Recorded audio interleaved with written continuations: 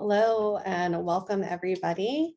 It's my pleasure to welcome you to José Alamillo's book talk, Deportes, the Making of a Sporting Mexican Diaspora, on behalf of the Chicano Studies Research Center. The center was established in 1969 to have a systemic impact on UCLA's campus within higher education and across society through original research on Chicano and Latino communities in the US. This event is generously co-sponsored by the Department of Chicana, Chicano, and Central American Studies, the Center for Mexican Studies, and the Department of History. A special thanks to Rebecca Epstein and Brisela Hernandez for their help in planning and moderating behind the scenes. My name is Genevieve Carpio, and I'm thrilled to welcome our speaker, José Alamillo, whose work over his career has been so impactful on my own. His new book, Deportes, is a dynamic exploration of sporting diaspora in the US and Mexico. Spanning the first half of the 20th century, Deportes uncovers the hidden experiences of Mexican athletes, teams, and leagues, as well as their supporters who fought for a more level playing field on both sides of the border. His book also introduces an important new framework of a sporting Mexican diaspora, which contributes to how we understand how athletes overcame diverse challenges, forged sporting networks across borders, and developed new hybrid identities. Now for his biography.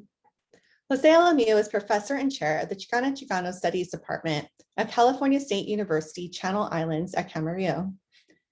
His teaching and research broadly fit under Chicano cultural history, with a focus on labor, immigration, gender, leisure, and sports. He is the author of Making Lemonade Out of Lemons, Mexican-American Labor and Leisure in a California Town, and co-author of Latinos in US Sport. He is consultant to the new exhibition, Play Both, in the Barrios and the Big Leagues, and Los Barrios y las Grandes Ligas, opening spring 2021 at Smithsonian Institution's National Museum of American History. Alamillo also has a strong connection to UCLA. He was a 2002-2003 Institute of American Culture visiting scholar and postdoctoral fellow at the Chicano Studies Research Center, where he first started researching sports history. He taught the first Chicanx sports history class at UCLA titled Race, Sport, and Recreation in Chicano, Los Angeles. Today, he'll be sharing some of his findings from researching UCLA's Latinx sports history. Our Q&A will be moderated by Rudy Mondragon, a stellar doctoral candidate here at UCLA who uses comparative ethnic studies and the sociology of race and sport to illuminate often dismissed sporting sites of resistance.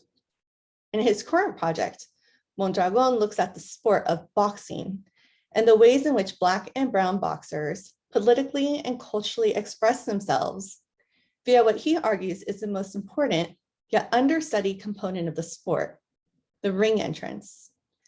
He has published work in the Journal of Sports History, International Review for the Sociology of Sport, and Aslan, a Journal of Chicano Studies. He's also written on the sport of boxing for multiple news platforms, including ESPN, the Washington Post, New York Times, among other impressive venues. It is now my pleasure to turn the floor over to Professor José Alamillo.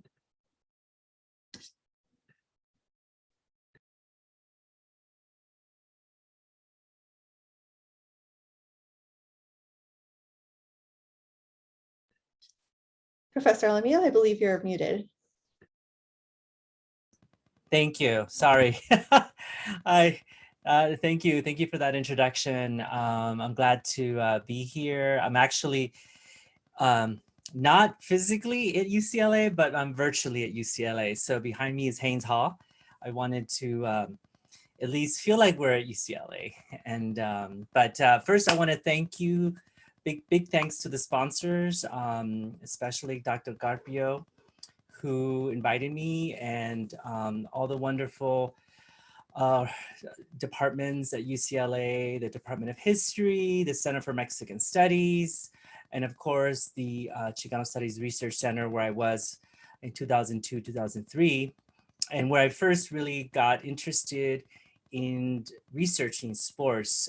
Being at UCLA is such a sports college university, right? So I wanted to dig a little bit into what did UCLA have about its sports history, and were there any Mexican athletes, when it was founded? And so that's really where it started. So I wanted to share with you also that it was at UCLA where I was invited to teach a class, and at that time I wasn't sure what I wanted to teach. So I thought, well, let's try a new special topics class. And so this is where I decided to explore sports as a topic. So in fact, I want to share a screen to show you the actual reader that I use. I actually still have copies of the reader. So this is what I titled the course at UCLA: Race, Sport, Recreation in Chicana, Chicano, Los Angeles.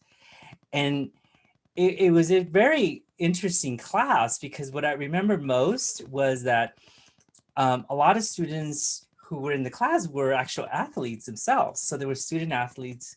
And so they were really interested too on the topic. It wasn't just me. And so I remember particularly one student, Henry Pacheco, who really got into the topic of sports and really gave me a lot of insight into UCLA sporting history. And so that's really where I started to, think about whether there were any, athletes in UCLA's past. And so I want to talk about in my presentation today what I found. But I also want to maybe also start to talk about why I wanted to study sports in a field that really had not recognized sports as a serious subject of study. And so I want to start there with thinking about, the historiography and thinking about the interdisciplinary field of Chicana and Chicano studies, right? When we think about this field, we typically think about, the classic works, right? And when we think about the classic works, I'm thinking about like Carrie McWilliams, North from Mexico was sort of the first textbook on Chicano history. And then Americo Paredes' important contribution. So these are sort of books that I read and were really foundational for me when thinking about, how can I approach the subject of sports in a field that really hadn't, written about it. And so, some argue that, in the field of Chicano history, it's been predominantly of an invisible subject, right? And so, but I think more than that, I think it's more than just, I don't think it was as invisible as we think. I think that it was more sidelined or benched or in the dugouts, to use sort of sports metaphors. I think when you actually look and reread these classic works, like North from Mexico, for example, you're going to find that McCary McWilliams actually discusses sports in this book. So, and you might miss it if you actually, reading fast through it. But one of the chapters focuses on the Sleepy Lagoon court case. And what we learn about the Sleepy Lagoon court case is that many of these Mexican-American boys that were arrested, right, and falsely imprisoned and convicted were actual athletes. They were baseball players and boxers. In fact, Henry Leyvas was a baseball player. Chepe Ruiz was actually a boxer, an amateur boxer. And in fact, during his time in San Quentin prison, he, was a boxer, a very good boxer. And in fact, prison guards, touted his athletic ability, right, to knock out the opponents. So I think when we think about, these classic works, and if we reread them, we actually find that they actually do bring up sports, although marginally. And then, of course, Americo Paredes, right? When you think about Americo Paredes, we tend to think of the corridos and all the folklore that he recovered in thinking about, Greater Mexico, right? And whether it's songs, music, incredible ballads. But what he also researched was the traditional sport of charreria, right? Roping and riding contests that were taking place, going back to, the horse races. But charreria is such an important sport in Mexico, but it also was part of Greater Mexico, meaning part of the Southwest. He wrote a really important essay about the American Cowboy, how really that American Cowboy was really based on the Mexican vaqueros, right, that worked in the cattle industry in Texas. And so, one of my favorite quotes from that book is, Mexicans lent the image of the vaquero to their neighbors to the north, and the image returned to Mexico wearing a six-shooter and a Stetson hat. So that quote really captures, right, this sort of back and forth movement of sports. So the American cowboy really is descendant from the Mexican vaquero, in many ways appropriating the vaquero. So that, to me, was sort of another origin story of sports history that I think is really important to recognize. And then we have Doug Monroy's book, Rebirth, right, where he actually does spend a little bit more time on the important role that boxing plays. And he makes an important point also about sports in sort of this Mexican community of LA. And, he talks about how important sports was for the formation of Mexican identities, where you had many migrants coming from different regions of Mexico. And for the first time, they are actually cheering for their favorite Mexican boxer, right? Whether it was Bert Golima or, many others that were really popular at that time. It really kind of formed a Mexican national identity in LA. And so I think that that's a really also an important point to think about. And as we think about sort of the long history of sports history within the field of Chicano studies. And you have Sam Regalado's important book, Aviva Beso, but that doesn't come into publication until 1998, right? So I think one of the reasons, of course, is that why sports remains marginal within the field of Chicano studies is in part because it continues to be marginal and really sidelined in many ways. And the other thing too, when we think about why I think many scholars were sort of reluctant to explore sports, I think we have to also look at the overemphasis on sports stars and professional sports. And I think when we put so much emphasis on professional sports, we really miss the collegiate and semi-pro and amateur level. So I think we have this tendency, right, to uphold and uplift the sports star and the individual. But we're also, while doing that, we're ignoring the communities of support. So we have to sort of move beyond that to really focus too on the networks and the important role that coaches, family, scouts, teammates, and sports writers, and of course fans, right? Those have become really important for the promotion and for making visible Mexican athletic talent. So I think that's another reason why I wanted to write this book. And perhaps another one that I want to propose too is thinking about some of the reasoning behind why sports sort of remains marginal is that I think in general, we tend to highlight and promote, right, civil rights and political economic we focus a lot on the political and economic, and rarely when we venture out to look at sort of the cultural dimension or the cultural expression, we tend to leave out sports in that formation. But when we actually look at the history sort of ethnic studies, we actually find that, sports was crucial for the formation of ethnic studies. When we think about, Harry Edwards' important book, The Revolt of the Black Athlete, and his Institute for the Study of Sports, Society, and Social Change, that was at San Jose State, right?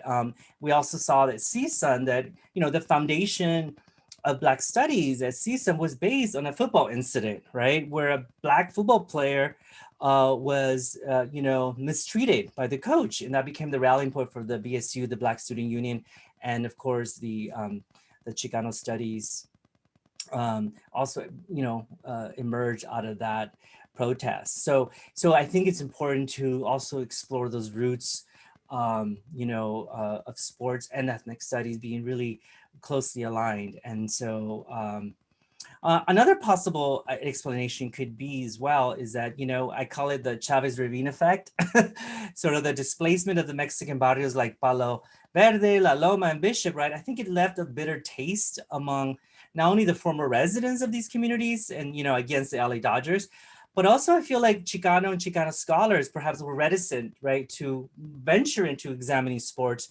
because of that, injustice, right? And that deep, hatred perhaps for the Dodgers organizations that perhaps left a big, distaste for sports history. So I'm looking forward to the work of Priscilla Leiva at LMU, who's working on a project to recover sort of that history of Chavez Ravine and its relationship to the Dodgers stadium.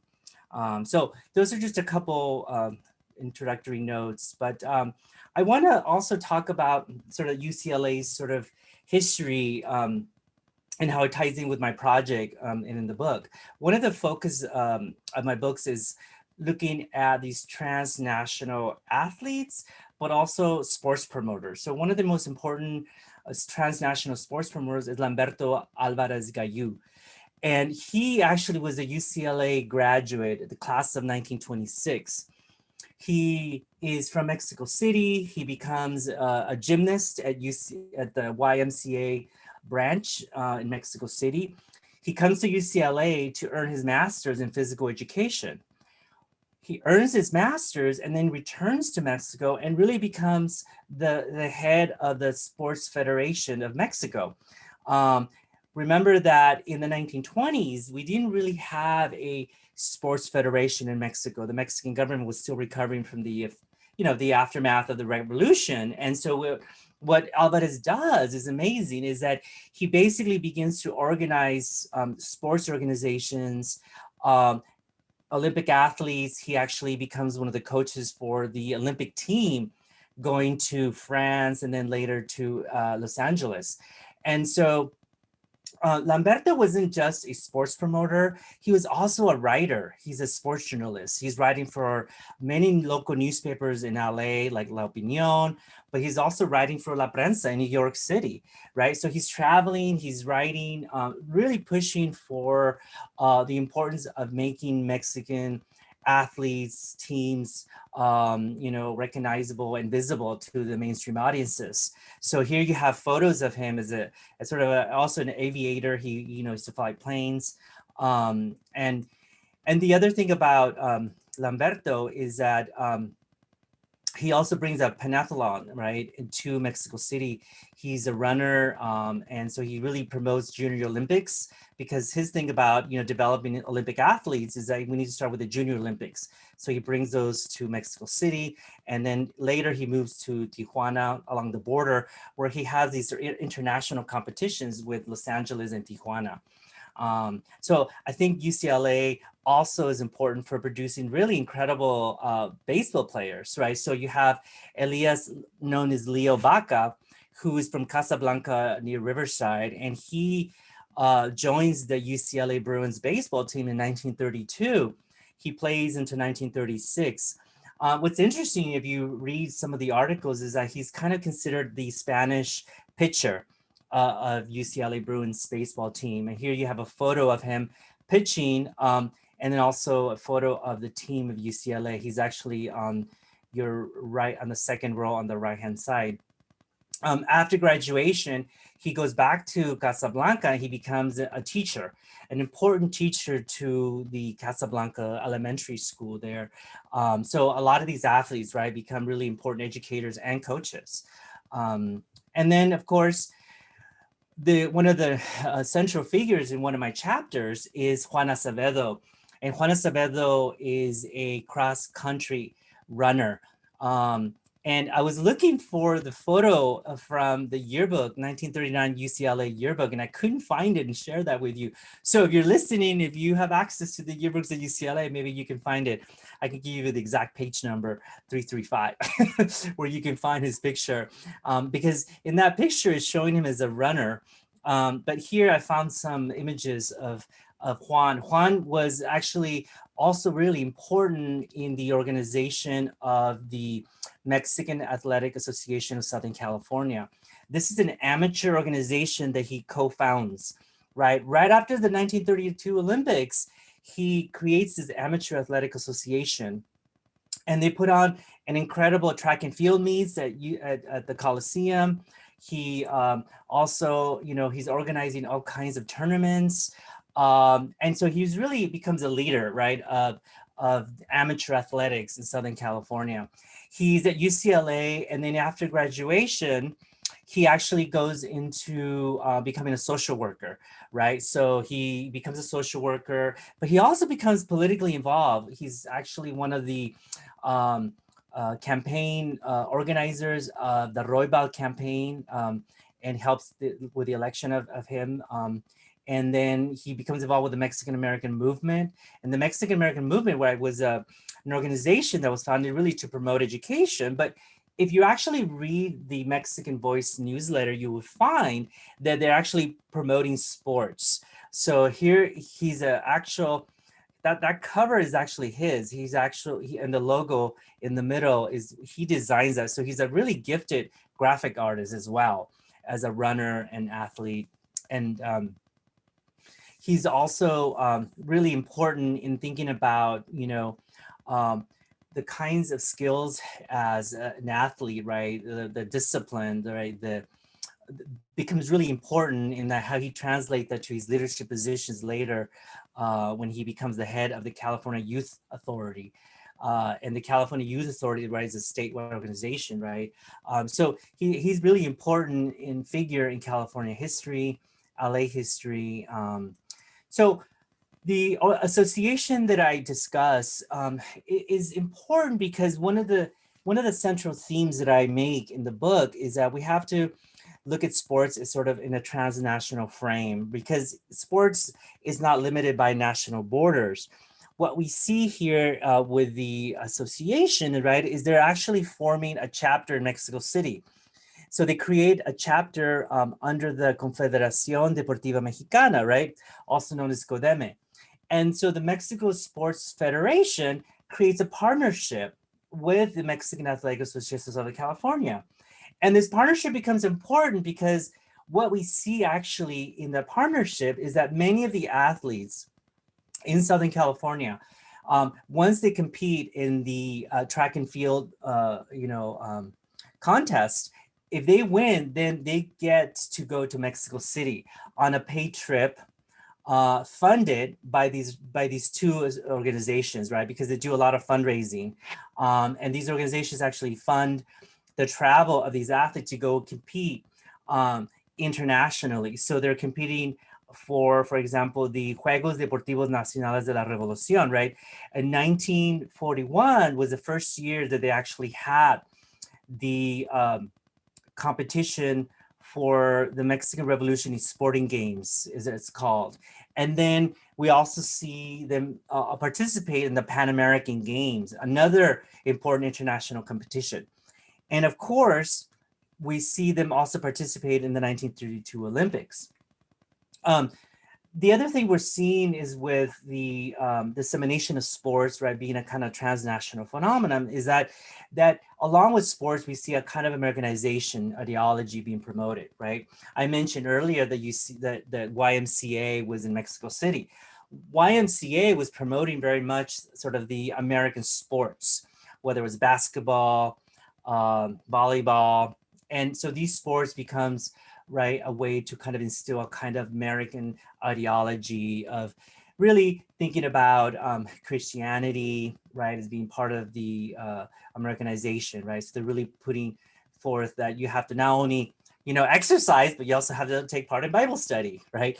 And Americanization is nothing new, right? When we think about Chicano sports history or Chicano history in general, right? We think about Americanization programs in schools, but they were also part of settlement houses. They were also part of, sports programs. So when we look at, many of these sports, they were promoted either through the employer, like Simon Company Brick, right? They were promoting sports. And in fact, I have a picture here of young women participating in playing baseball. And now this was again, relatively new for young women playing. This is a picture actually of 1915, where the women are, dressed in uniform, ready to play baseball, right? And again, the company was promoting sports through their sports recreation program.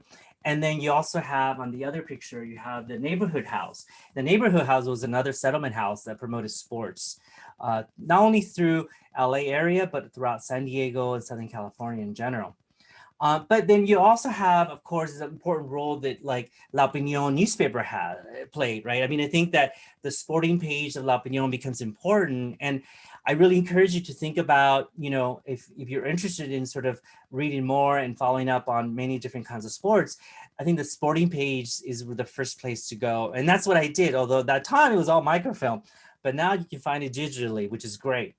I do want to mention too that thank you for the help from Javiera, the librarian at the Chicano Studies Research Center, because they have the collection now of La Opinión sports pages, which is amazing, and they can actually digitize these photos and make them look much nicer.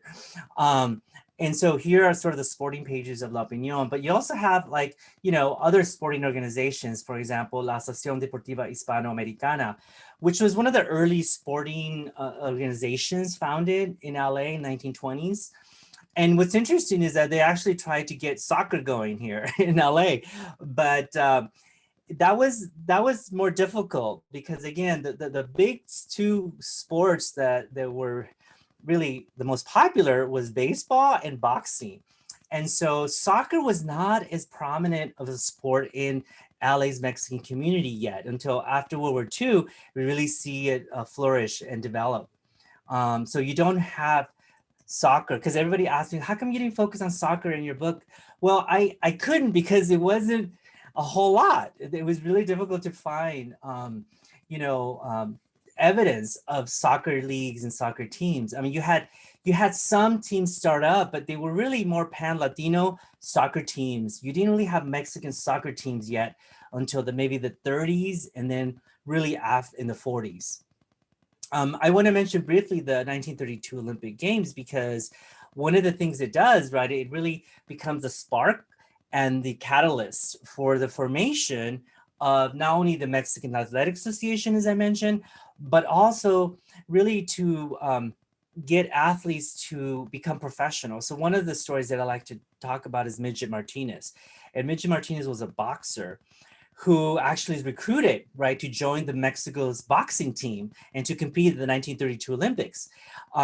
And he doesn't get a medal, but that was the opportunity that was provided, because remember, Mexico was still very young sports nation, and so they needed assistance for fundraising and to pay the Olympic athletes, right, and then have a place to stay in LA. So they turned to the Mexican American community, the Mexico de Afuera community, right, and they really rely on them, right, to help them with the fundraising. And I show how, because they were able to assist the Olympic team, then they were given the opportunity to compete and to be part of the Olympic team, especially the boxing team. And these were Southern California, US born Mexican American boxers.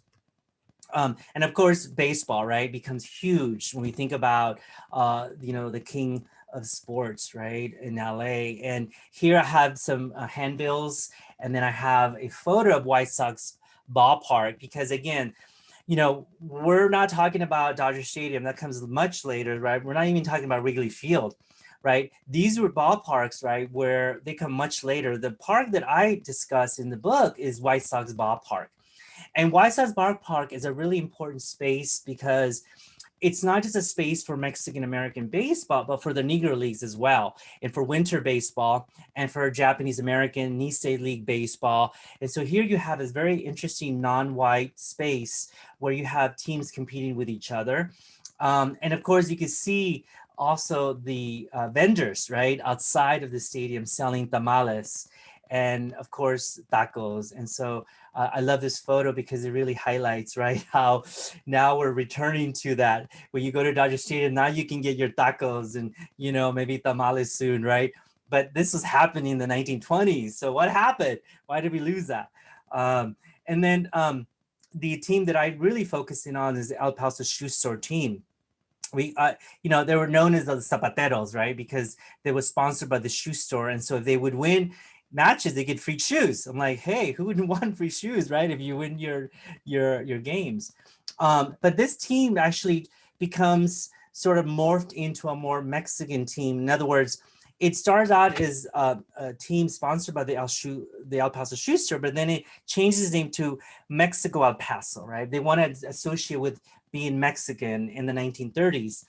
And once they do, right, they go and they travel to Mexico City, barnstorming. And so you have El Paso Shoe Store, you have it change into Mexico El Paso, in part because they're capitalizing on what I call this sort of Mexican vogue with sporting culture, specifically baseball and boxing, that becomes associated with being Mexican, right? In a good way, not in a bad way in the sense of the Mexican problem that was ravaging the 1920s, right? No, this Mexican vogue with boxing and baseball becomes really interesting, right? In the time of the late 1920s and early 30s, when you see all these kind of anti-immigrant legislation happening. But it was different in the case of boxing and baseball. And then you have these incredible baseball players, right? They actually go on to, you know, to the big leagues, right? So I talk about, in particularly two, they go on to the big league, Melo Almada and Chile Gomez, right? Who become professional baseball players. And I cannot not talk about Mexican baseball, or Rudy will be very upset because Rudy's project is on boxing. But I also focus on the early boxers in the 1930s, and that's Bert Colima, who really becomes sort of the first boxing superstar of Mexican Los Angeles. And then in the 30s, they looked to Mexico to recruit Baby Casanova, Kid Azteca, and Baby Arizmendi, who become really important because they're filling the seats at the Olympic Auditorium, Hollywood Legion. And so these are boxers right there, become really key for the formation of a Mexican sporting diaspora. And then, of course, we cannot ignore the role that women play. I talk about, you know, the La Jolla Cats in Orange Los Tomboys. I don't go too much into each of these teams, but I do try to integrate these female softball players throughout the 1930s and 40s, because this was one of the interesting findings is that many of the softball teams really become pioneers for integrating many of the leagues in Southern California. So you have much more inter-ethnic teams forming when we talk about women's softball, where you don't really see that in men's baseball in the 1930s as much. So that was an interesting finding that I didn't expect. And I can certainly elaborate more on that. Marge Villa really becomes an important professional baseball player because, you know, a lot of people don't realize that we were also in a league of their own, right? I mean, you wouldn't know that if you were watching Penny Marshall's film, right? You'd be like, it's all white women. Nope, not at all. In fact, you had almost 15 Cuban, well, 12, I would say more about 10 Cuban women players, but then you have about 3 Mexican-American players, 2 in particular from Southern California. And one of those is Marge Villa that I got a chance to meet and bring to my campus. And, you know, she signed my baseball card and everything. But, you know, she wasn't just a really good player for the Kenosha Comets. She was an ambassador for baseball in Latin America. So you have a photo of her in the bottom right of her traveling to Latin America and being the ambassador. Remember, she was bilingual and bicultural. She was, you know, the ability for her to speak Spanish and translate for the team was important in making sure that, that she was promoting baseball among young women in Latin America. And I mentioned, Melo Almaro because, one of the reasons I got into this project is that, growing up, I was a big Fernando Valenzuela fan, like many of, that generation, right? They were sort of blown away with Fernando Mania, which, we're celebrating, right, his 40th anniversary of, 1981 debut. But a lot of people forget that we actually had Melo Almada Day. We had Melo Almada being really the first Mexican big leaguer in the 1930s. When he joined the Red Sox, that was a big deal. You had celebrations in Wrigley Field at that time, touting the Mexican now made it to the big leagues. And so I think, learning that history is so important because we tend to only mark 81 as sort of the beginning of Mexican baseball professionally, but that's not the case at all. So we have to go back deeper and dig into that. And the same thing with the most widest sport ever, right? Tennis, right? And, I thought that, this sport was predominantly white. Well, not until you find out about Pancho Gonzalez, right? Here you have a Southern California Mexican American, right? Making it huge, right? Winning 2 back-to-back, US Opens and 48, 49, right? At that time, you had to be amateur, right? You couldn't be a professional to compete in these Grand Slams. And so he wins back-to-back. And because of that, he's recognized by the Mexican government. In fact, the Mexican human rights wants him to give up his US citizenship and to go and basically become Mexico's top player and play for Mexico, but he rejects the offer. It's an interesting story that I talk about. I mentioned earlier Mitch Martinez because, the 1932 Olympics was crucial for him to get started on a future professional boxing career. He begins to, box professionally in the 30s, but then he switches. He becomes a sports journalist. And then by the late 40s, he opens his own sports newspaper called Mitch Martinez Sports Page. And so this finding was amazing because, this we knew it had existed, but we could never find issues of it until Gerald Resendez,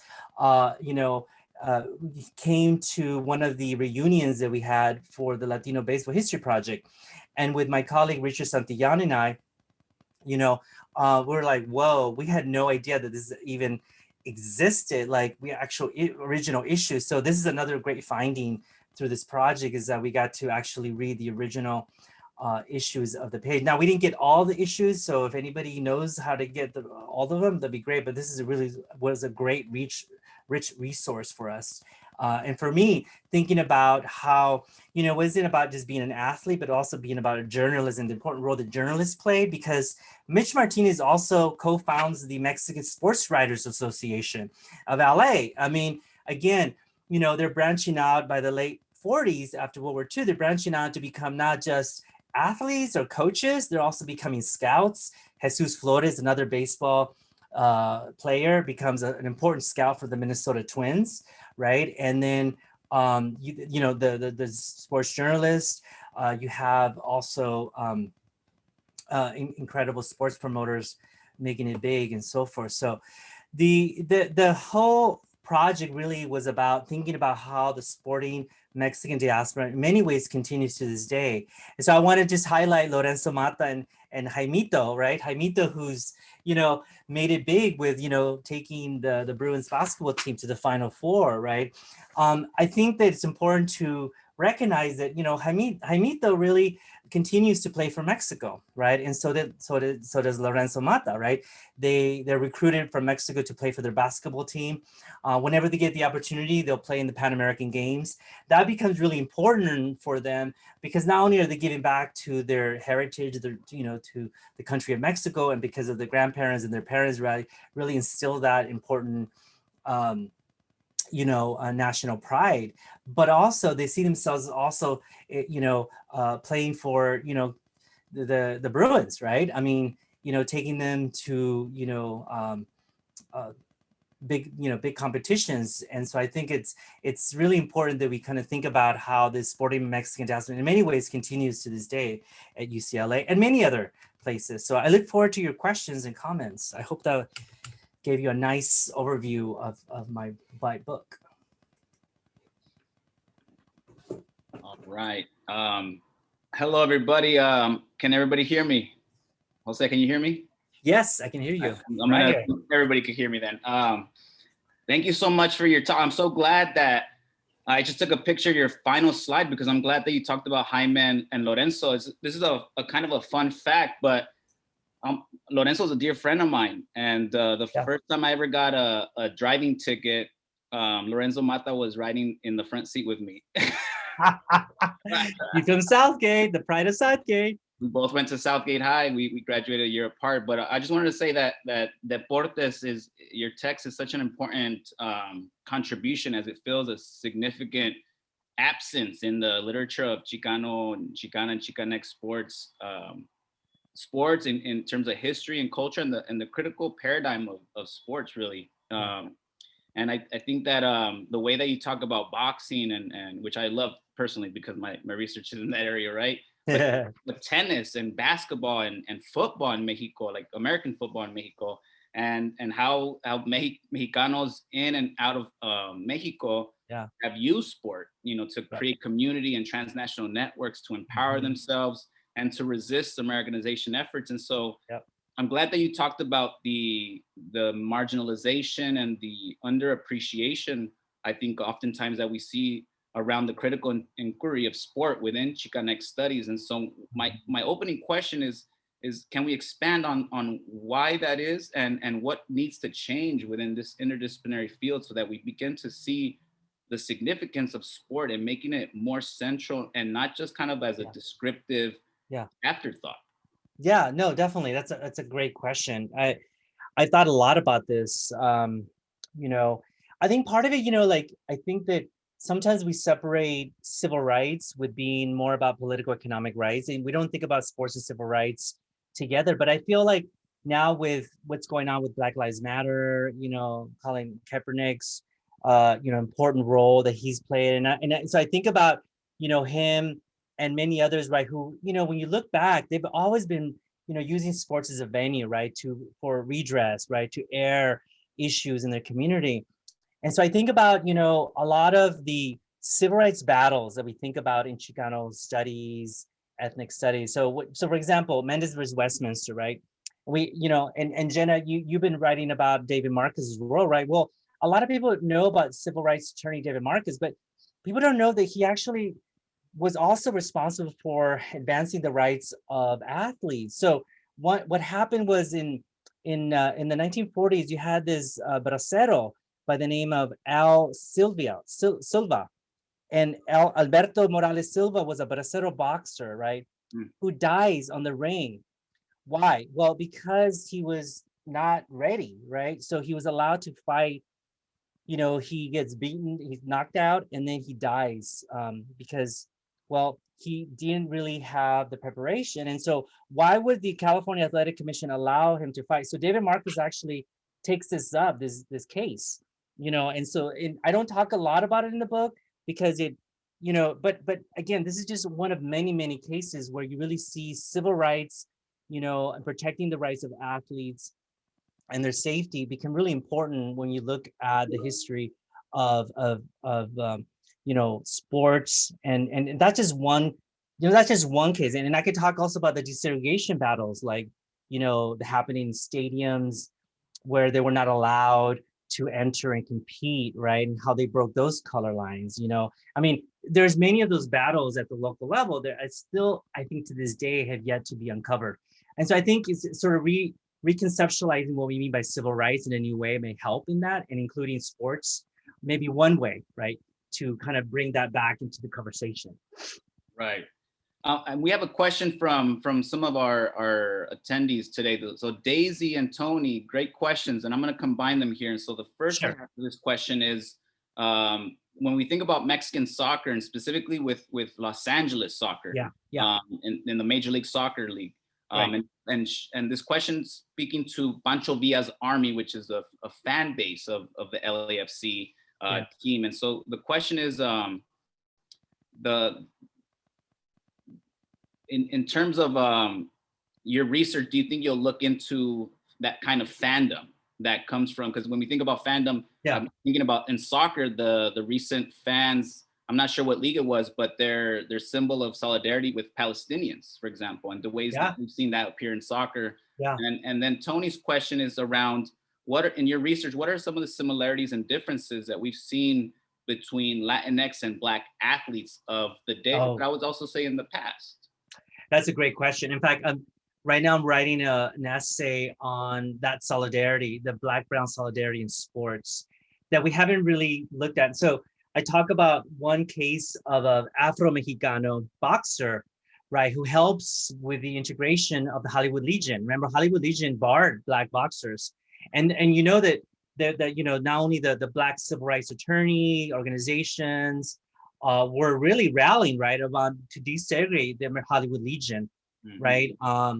And one of those boxers that helped with that effort was Afro-Mexicano, right? And so there's a lot of cases of Afro-Mexican solidarity, because I mean, you have to recognize that the Negro Leagues were in Mexico, right? And they were playing alongside many of these Mexican players. So they had really strong relationships. Satchel Paige, right? You know, barnstorming in throughout Mexico, would often play with the Mexican Americans. And you have these pitching duels, right, too, where, you know, at White Sox Park with these two, you know, Negro League teams against the Mexican teams, right? And I think it was always about, you know, supporting each other and uplifting both teams. So I find that there's a lot of solidarity there that could definitely be expanded upon. With the case of soccer and the fandom, that's a really good, I think that's like a whole other book in a way.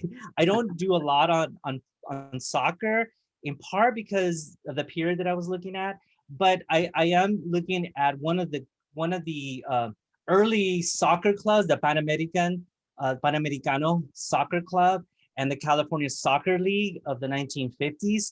That becomes a league that's really important because remember that LA soccer was very segregated. I mean, they were only allowed to actually have a one Mexican soccer team. They wouldn't allow more than one. And so the California League, right, becomes important. And you have Jose Torres, who becomes the father of soccer LA. And Jose Torres, his name is Pepe Torres. He's a really important figure in that history. And so with the fandom, I think we have to go back even before the Pancho Villa, right, to look at the Aztecs, right? Los Angeles Aztecs, right? And so the question becomes, you know, were there any fans of the LA Aztecs, right? Because with that name, you think, right, they would attract many fans. But that's not the case, right? You actually had limitations also within the NASL, right? About how many Mexicans or Latino players are allowed in the team. Even the LA Aztecs, right? We're very much about, and so here's where we see kind of cases of discrimination, right? Where they're kind of limiting, right? How many can be in a team because again, they wanted to appeal, right, to the larger mainstream white audience, which is really funny, right? Because if you think about LA Aztecs, like they should be appealing to the Mexican fandom. What are you thinking? Come on. Yeah. We have a good question from Erika, and I'm again biased because I'm a big boxing fan and my research in boxing, but it's a very great question because it has a lot to do with the transnational aspect of two fighters, Oscar de la Hoya and Julio Cesar Chavez, and you mentioned in your talk talks about Pancho Gonzalez, who was embraced by Mexico. And so the question is, can you speak further about how certain sports figures were embraced or not by communities / fans on both sides of the border, and what this showed us about identity formation, right? And so just to refresh everybody, the fight between Chavez and De La Hoya split fans between cheering for a Mexican national in Chavez and cheering for a Mexican American Chicano in Oscar de la Hoya. So the question is around identity formation. That's a really great question. You know, to me, it makes us really rethink about identity formation as being a transnational phenomenon, not just a national phenomenon. And so I keep going back to that we have to think about how, you know, this idea of replenished ethnicity, right? This is a great book on that just came out. We really have to think about how sports allow for this kind of replenishment, right, to continue, whether it's in soccer or boxing, that you never fully become, say, Mexican American in a sense, but it's always sort of a constant tension between Mexicano and Mexican American, because you want to support that Mexican, Canelo fight, right? You want to, right? But at the same time, you have a U.S. born Mexican American, right? And that you also like, yeah, they're good, but the thing about it is that I think that sports for me allows for kind of this hybridity of identity, right? That is fluid, that is continually changing and evolving, So I think about how, in many ways, one of the things that I hope that the field of Chicano studies really is to, is exploring this fluidity, right, of identity into sports, because I think with thinking about sports identity, what that means, because I think it's enacting a kind of bodily comportment, right, of physicality. I mean, one of the studies that I've seen recently is that, one of the most active ethnic groups in America right now is Latinos, right? I mean, they're physically active in terms of sports, but they're also huge in terms of fans, right? They're attending all kinds of sporting events. And so I think about how that's shaping, right, their identity in transnational ways. And we see that especially when we think about how, on the one hand, they're recruited and given opportunities to, say, compete abroad, right? Whether it's the Mexican government, right, appealing to maybe certain kinds of sports. For example, basketball. We don't have a lot of great Mexican basketball players, so they're going to appeal, right, to Jaimito, right? Come on, Lorenzo, come and help us out. Where that might not be the case with boxing, right? Maybe boxing, they're going to nurture their own, right? They're going to okay, we're going to stick to, so that becomes more nationalist, right? In terms of, where I think other sports like tennis, well, they don't have a lot of tennis players in Mexico. So of course they're appealing to recruit Mexican American Pancho Gonzalez, right? And others. He wasn't the only one, right, to come to play for Mexico, because I think also has a lot to do with which sports are being developed and promoted in Mexico, right? Then that allows, right, then the opportunity to get players abroad, right, and to bring them back, help them nurture, and give them the ability to grow and develop, right, athletically within their country.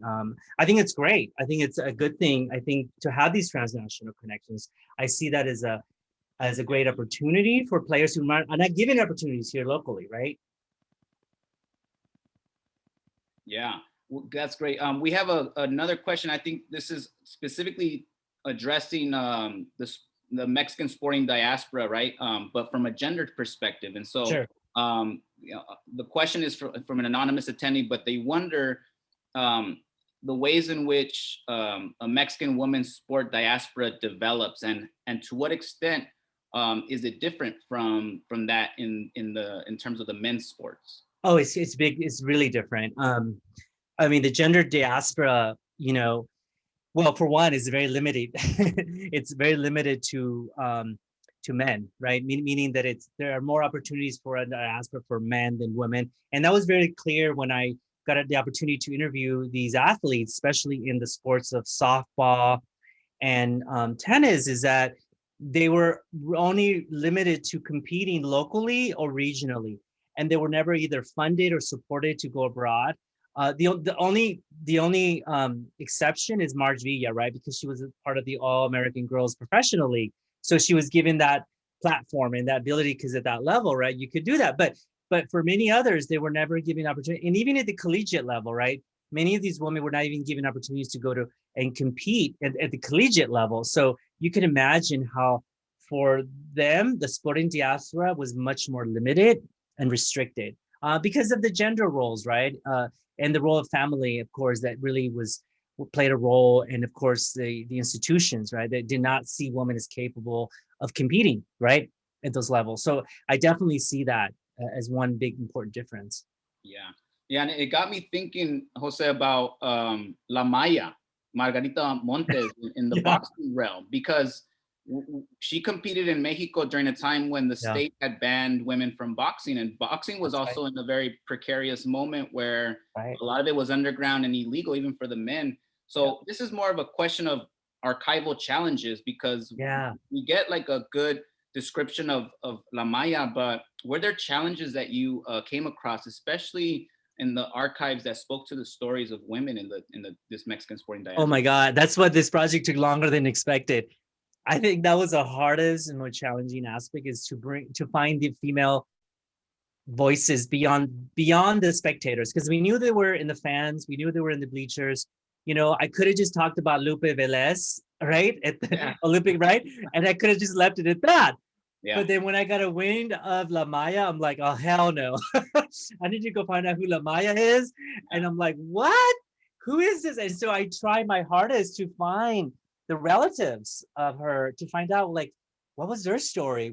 I wanted to know more, but I was very limited by the time.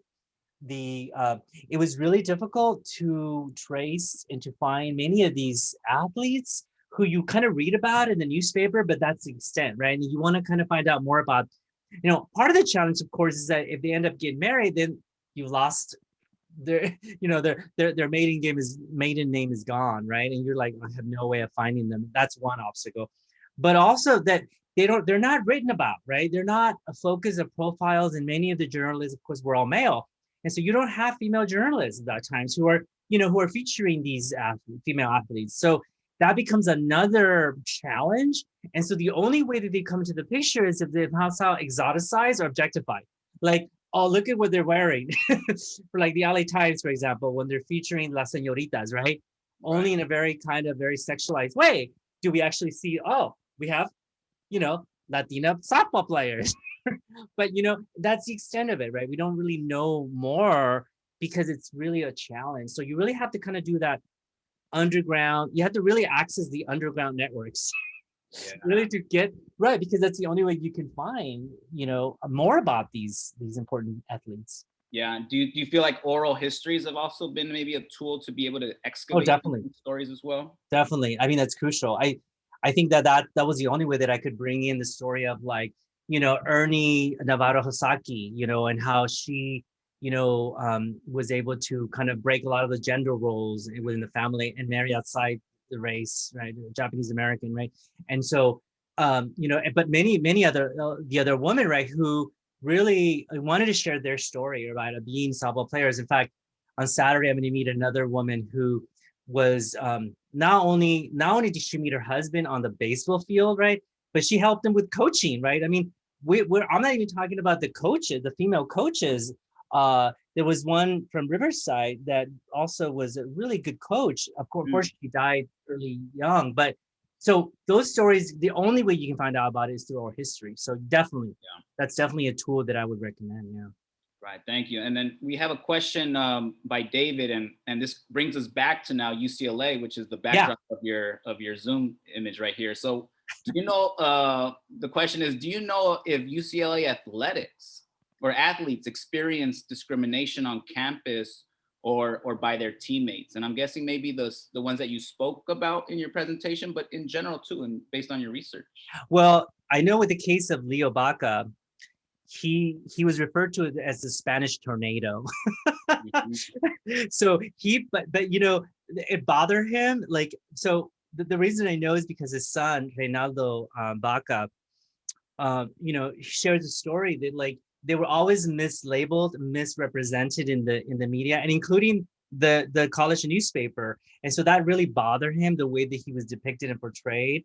But again, for the 1920s and 30s, right, Spanish was a kind of a used, right, as a kind of a reference point for those that could speak Spanish, but were also for a Mexican. And so, but Leo Baca was very proud of his Mexican heritage, and that did bother him, along with many other athletes. But that was the only case that I found in his story.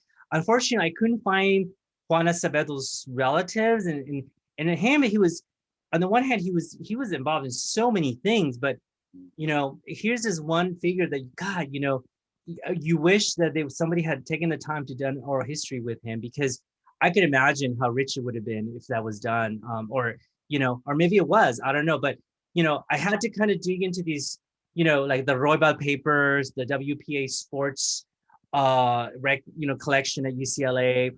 I went to the athletic department at UCLA asking about these questions, like, do you know who are I asked just point blank, did you know any Latino athletes in UCLA? And they couldn't answer my question.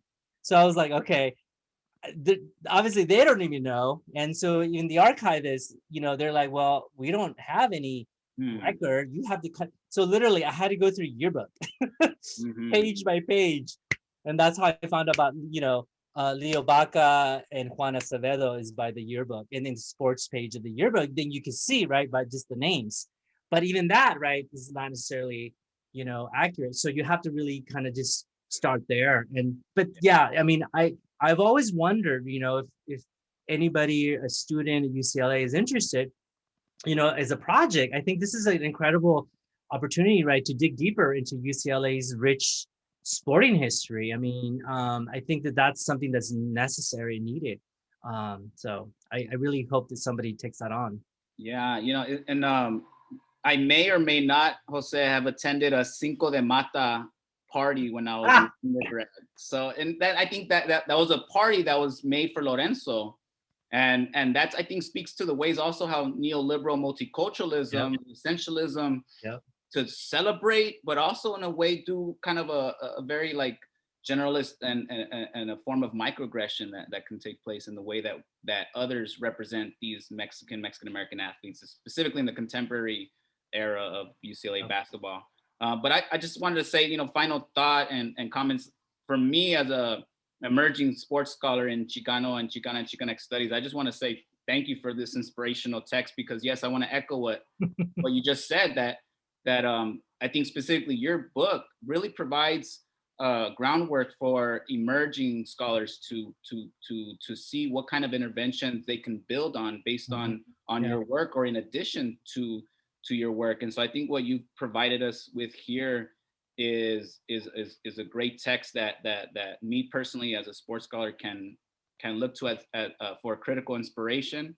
And so I just, the ways in which that you talk about the ways in which agency is claimed and resistance is enacted, and at the same time the ways in which there's hiccups along the way, and there's reinforcements of hegemonic forces that exist. And I think that your work has a very balanced approach, not just Deportes, but your overall work has done a great job in doing that. So I just want to say thank you for that.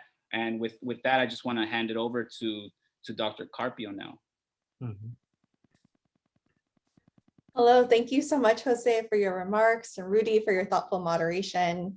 From all of us here at UCLA, I want to thank you for joining us, and for the audience's fantastic questions. I wish we could have gone into all of them, because there are some really thoughtful, dynamic conversations going on in the Q&A and chat boxes. You can learn more about this by picking up a copy of Deportes, and I have included a link in the chat on where you can do so. You can also learn about future CSRC events and sign up for the CSRC newsletter at https://www.chicano.ucla.edu. A recording of this event will be uploaded to the CSRC's YouTube channel.